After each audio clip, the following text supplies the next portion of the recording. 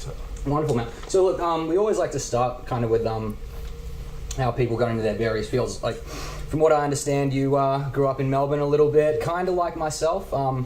Bringing home, so look, I grew up down in the Dandenong Ranges, and I was bringing home, blue-tongued lizards and white-lipped snakes when I was about 6 years old. Now, my parents were pissed at me for that. I understand you were bringing home tigers and copperheads. Just a slight step above. Yeah. Oh, look, they're only dangerous if you get bitten. So, and the problem is they've only got one dangerous end too. So as long as you stay away from the dangerous end, it's okay. They just sound so safe. Yeah, well, they're only tiny little fangs. Yeah. So if you can avoid the fangy part, just leave the sharp bits alone. What was your like folks' opinion on that? Okay, so because I know what happened to me. Okay, so it was basically a battle of wills. So 5 years old, I'm bringing home tiger snakes and copperheads and predators and stuff like that. And it's not what I would recommend 5-year-olds do these days, But hey, when you're 5 years old, you don't always listen anyway. So hey. Yeah, absolutely. Look, I mean, it was completely illegal what I was doing as well, and we wouldn't recommend it. But Yeah, but it is what it is. I suppose so. Basically, what happened was that I would go out every weekend, and I would run around the bush and chase animals, bring them home, keep them. My father would come in on Sunday afternoon. He would see what I've got in my box and go, "You can't have that." Take it back out to where I found it, release it, and I'd get a sore backside and wouldn't be able to sit down for a couple of days. Okay. Next weekend would come around, I'd go out, catch another one, bring it home. And so basically this kept going until I was about 10 years old, where Dad's just gone, right, fuck this.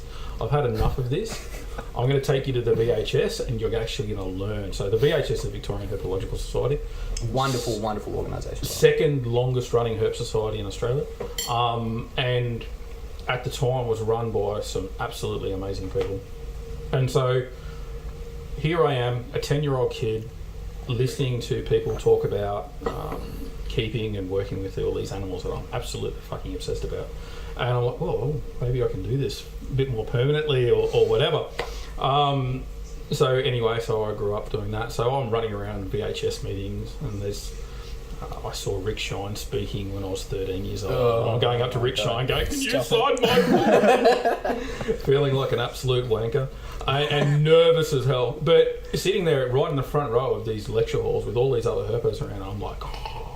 So I suppose with Facebook and social media and all that sort of stuff, I really missed the lack of these sort of meetings and stuff like that, because there was a whole social aspect to going to these things as well, where people would be talking and there'd be dealings going on in the car park and all those sorts of things that never really happened. Yeah, but, of course not. But yeah, so that was cool.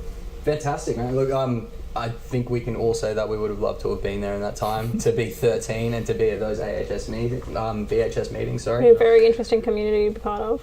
Yeah, very different community. Yeah, at that time that would have been unreal. At the same time, though, it's such a supportive community. Yeah. I don't know one of my biggest mentors was Brian Barnett, and people go, "Who is Brian Barnett now?" And it's like, he's got 60 years on the board breeding reptiles. And there was an interesting thing I saw on Stalkbook, of all things, the other day, of somebody talking about hatching an egg outside of the shell.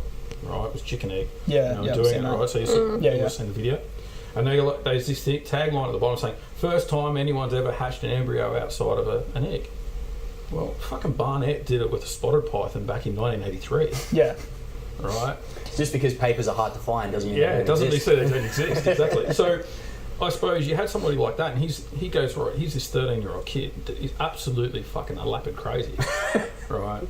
And he's like trying to calm down my parents. My parents bring him up to me to meet me, and we're talking, and Brian's like, yeah, no, that's all right. You can keep Venomous snakes. You just do it the right way. And my parents are like, oh, fuck. That's not the answer they wanted to hear.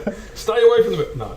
So by 14 years old, I had a collection of about 60 Venomous snakes, and 16 years old I'm keeping taipans and all sorts of crazy shit. Wow. So you coastals and inlands as well? Coastals and inlands at 16. Wow. So look, not a good idea. I mean, I've never been fanged by a taipan. Let's keep it that way. Yeah, so I mean, I suppose with me, I went through a fairly significant change in 2005, which we'll get to later Yeah. in regards to safe handling methods and stuff like that. Well, yeah, look, we all do some dumb stuff when we're a bit younger, but we will get into that as well. But